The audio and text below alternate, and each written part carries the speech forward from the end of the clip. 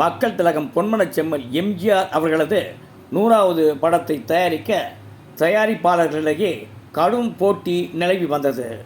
Modern theatres அதிபர் TR சுந்தரத்தின் மகனான R Sundaram அவர்கள் எம்ஜிஆரை அணுகி தங்களது 100வது படத்தை எங்களது நிறுவனம் தயாரிக்க திட்டமிட்டிருப்பதாக எம்ஜிஆரிடம் தமது விருப்பத்தை தெரிவித்தார். ஆனால் மக்கள் திலகமோ அவருக்கு பிடி கொடுக்காமல் காலம் தாழ்த்தி வந்தார். இதேபோன்று வாகினி ஸ்டுடியோ அதிபர் நாகரெட்டியும் எம்ஜிஆரது 100வது படத்தை எடுக்க திட்டமிட்டிருந்தார்.